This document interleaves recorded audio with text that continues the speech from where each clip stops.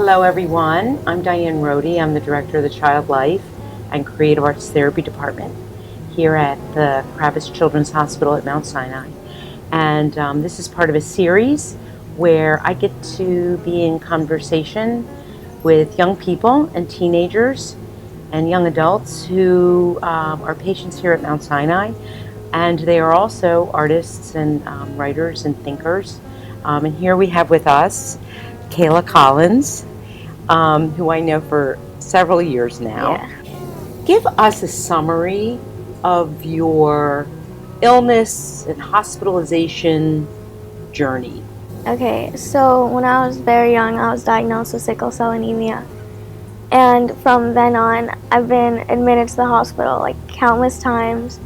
And I think when I became a teenager, I was here a lot more, but also I was able to appreciate the different aspects of the hospital, so I became more interested in the hospital. And I have clinic visits once a month, but on top of that, sometimes I'll just be admitted into the hospital. So I spend a lot of time at Mount Sinai.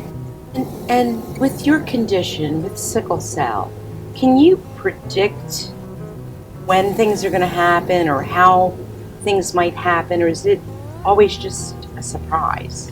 For the most part, it's always a surprise. As you get older, as I got older, sometimes I was able to see the different changes in my body and feel it. So I would know oh, I might be getting pain soon, because I can just feel I'll be more tired, I just wouldn't have energy. But for the most part, it comes out of nowhere and it's very unpredictable. And I've heard people talk about it, as a crisis. So is it actually called a sickle cell crisis when you have an event? Yeah, when you're in pain, the doctors will say you're having a pain crisis, and it's just having severe pain in any part of your body. But also it could be from a medical standpoint. There's a proper term for it, but for the most part, it's called a pain crisis. And when that happens, what does coming to the hospital do to fix it or to help it? So I'll come to the hospital when it's so severe I cannot manage it at home anymore. But even then, first I'll go to clinic. If it's on a weekday, I'll go to clinic first. I'll try to get IV medicine there. But if they can't manage it either, because certain things the clinic doesn't have access to, then I will be processed and admitted to the hospital. And it's IV medicine, and they'll start out really strong. Usually I have a PCA pump. Pretty much you're in control of when you're getting your medicine for the most part, because there's for my pump, usually it's every 8 minutes I can get a dose of my medicine, instead of having the nurse come in every hour or so to inject the medicine into the IV. And that's better. Yeah. It's better when you're managing it. Yeah, because I think also from just mentally, it makes you feel you're in control of what's happening with your body, and I think that can also really help a lot when you're in pain. Yeah. What other kinds of things, kind of moving into what you do? What I do is I'll write. I'll just write and write and write. I'll write how I feel. I'll write what I want to happen. I'll write what is happening, what has happened. And sometimes it's not even it's more creative. I'll just write analogies in a way. Okay. And that really helps me, and it helps me distract myself, but it also just helps me get my feelings out. And I think when you are in pain, you have so much anger and sadness, but writing, it lets you just kind of let it all out. How did you first discover that writing could be helpful to you? Well, I was in the hospital actually, and Child Life came, and Tori, she just wrote with me. She gave me paper and a pencil, and she just said write how you feel, write what you feel, write anything you want. It can be directed to anybody, anything. So you actually discovered writing as a tool to help and as a way to express yourself in the hospital. Yes.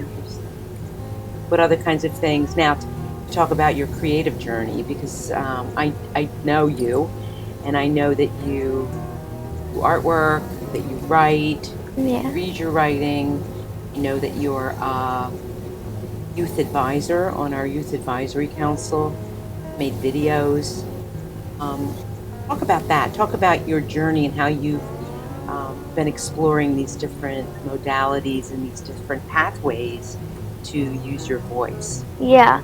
So for the Youth Advisory Council, I think this is my 4th year on it, and that, like, when I'm not, even when I'm not in pain, going to the meetings just helps because I really feel like I have a voice in what's happening with me, but also I feel like I'm helping other patients. When you're in the hospital, you go to the zone and you see other kids and you talk with other kids, and then you go back to your room and you're kind of like cut off, or you can be in isolation. But you still know, like, a couple doors down, there's a girl who is going through what I'm going through, or even if she's not, she's still kind of going through what I'm going through because we're both in the hospital. We're both going to the hospital, like, for clinic visits. I think for all of us, we still do have that sense of community just because it's important to not feel alone. What has your experience been with the live broadcast at Zone TV and using video? Yeah, I definitely think that is so helpful because I can be in isolation, but I can make a video and then send it to KZTV. And when I'm watching their live shows, That's right. they'll like put it on. Yeah. And then they'll also get text messages from other kids, like kind of going off what I said in my video. So we're still like connected through KZTV through video. I'm just now remembering, I'm glad you're reminding me of this, that you actually had an admission where you were in isolation. You weren't able to leave your room, right? And you created a video, as you're describing, send down, that was then broadcast for other kids to see and comment on. What was the content of that video? Do you remember? Like, what was it about? I had a lot of videos that I did with that. You have a whole series. Yeah. What's the But most memorable one for you? I think I did a video like woman in the workforce. Yes. I think that one is so memorable just because like the feedback from that video was like so amazing, and I that really like struck like home to me because like being a woman and having like an illness, like it's hard to be a woman at this day and age, like on its own, but then having an illness on top of that is even harder. And I always felt isolated because of that, and I always thought I was like not alone, but it can get hard thinking that anybody else can relate to you. But I did that video and KZTV broadcasted it, Child Life put it on their YouTube channel, like it was like on social media, and seeing the comments and people talking to me about it and just realizing a lot of people feel like this, and I think I helped a lot of people like shine light on that and feel comfortable talking about it.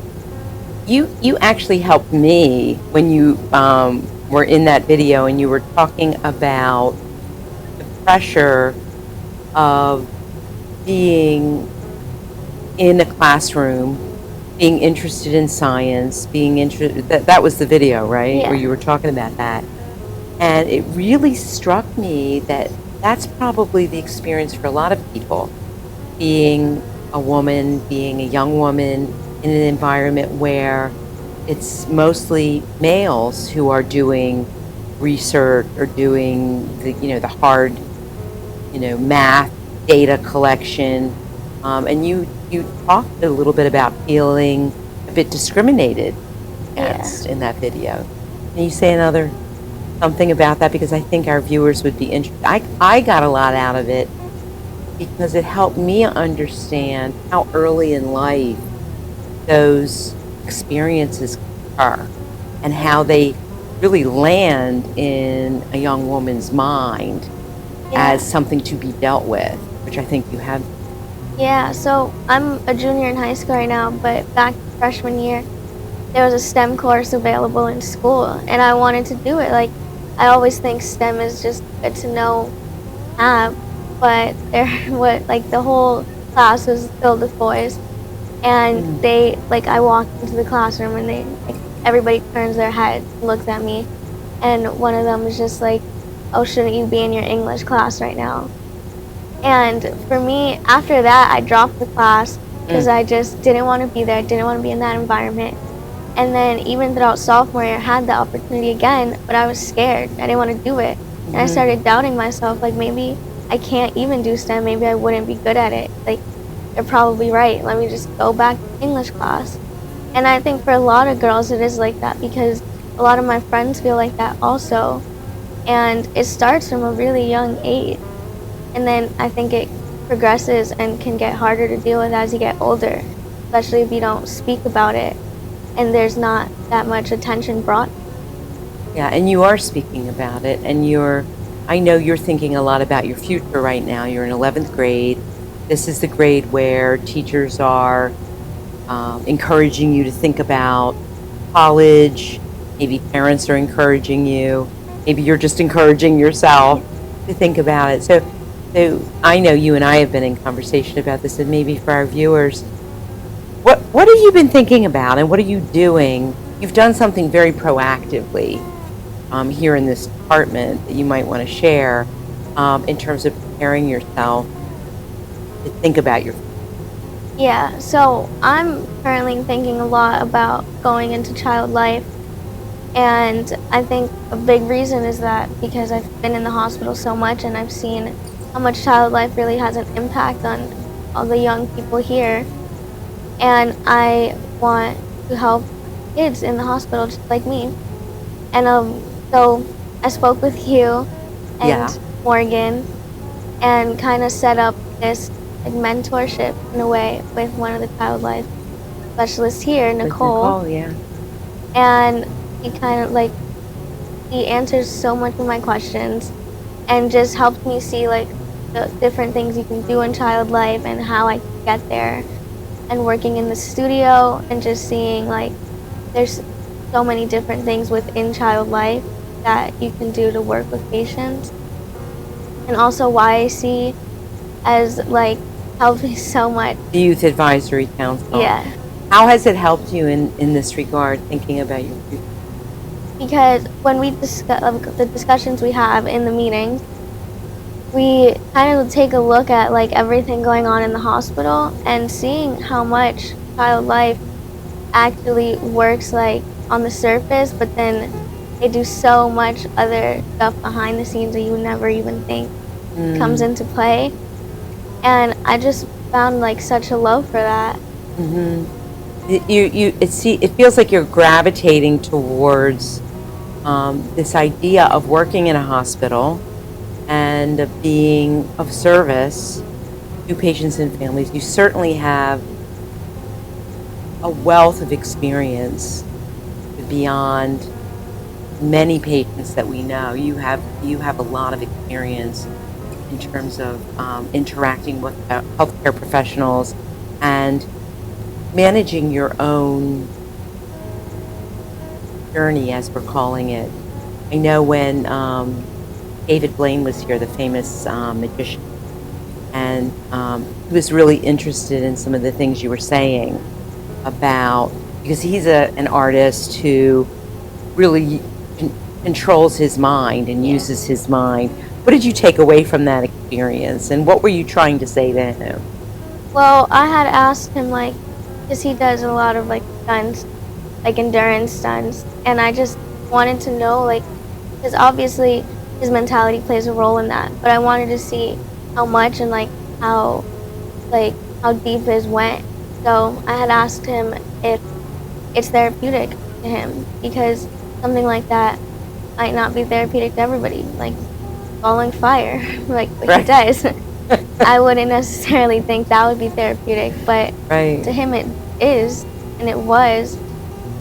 And that just goes to show like everybody is different, but you can, like, your mind controls so much of what you go Hmm. through. Hmm. And it was interesting when the two of you had that interaction. I think he was talking to a little bit about the training process. You don't just wake up and do something. You don't wake up and will yourself to feel less pain.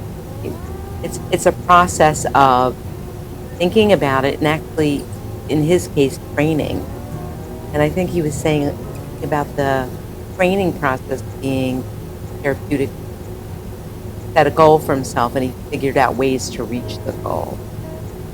Do you have any questions for me? Like when you think about me and my job, do you have any questions about being a director of child life or managing some of these programs? Or Actually, yeah. So you're the director of the child life department and you work with all the child life specialists. I think so child life, you're working one-on-one with patients.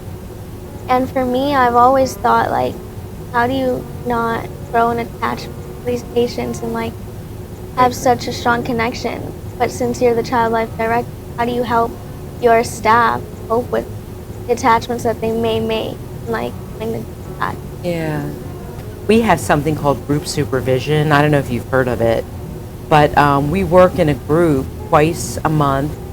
All of the staff are in separate groups. And in those groups, they're talking about their experience of working. And sometimes it comes up, the feelings they have for a certain patient. And then we also have a focus on, we really encourage our staff in the direction of self-care. So, not working 10 hours a day when you're paid for 8 hours a day, right? So it's like kind of keeping boundaries and taking care of oneself on the outside. Because as much as you can love your work is one part of your life. Yeah. And just like in your life, I know you pursue different kinds of interests that you have. Just like your illness is not your whole life. Your work isn't going to be your whole life. This is Surge Magazine. It's our teen literary arts magazine. And I'm going to let Kayla tell you about the role she had in this particular edition. And then I think we're going to end with her reading a piece that she calls Strong Enough. So for Surge, with this specific one, I was the guest teen editor. And what kind of went into that was like kind of figuring out what I really wanted to focus on in this edition, and also like reviewing like the kids' work and like artwork and everything. So it was a lot of fun. And it was a lot of work. Yeah, it was a lot of work. But I think what was so important to me for this was to really allow kids to speak, like say whatever they wanted, but I wanted them to also think about their mentality with how they are in the hospital and how they stay strong. So this is a poem I wrote called Strong Enough. It's hard to be so young and have to deal with a chronic illness. It's hard to be a student in high school and have to deal with schoolwork and a chronic illness. But it's the cards I've been dealt in life. It's not easy. It gets hard to see the light at the end of the tunnel some nights. Other nights all I can see is that light. Some nights I don't feel anything. I'm numb, and a lot of nights I simply break down. I break down because I know I will forever have to deal with my illness. I break down because I know that I could be in a pain crisis the next day. I break down because I hear the other kids in school talking about my absences or yellow eyes. I break down because I feel lonely. I break down because I'm tired of having no choice but to continue to fight. Then I stop crying and thinking of the negatives. Instead of crying and thinking of all the negatives, I remember that I have a great future ahead of me. I remember that I am strong enough, I am good enough, but the most important thing is I will get through this all. Thank you. That's one of my favorite pieces. Very powerful. Yeah, I think this was like my favorite thing I've ever written. Thank you for sharing it with us. And I think how important your voice is to us and how grateful we are that you are a part of our programming, that you're taking the leadership that you're taking. And we're just so grateful to know you. Thank is the you. bottom line. Thank you for all you do, and thank you for this interview. It's a pleasure, as always.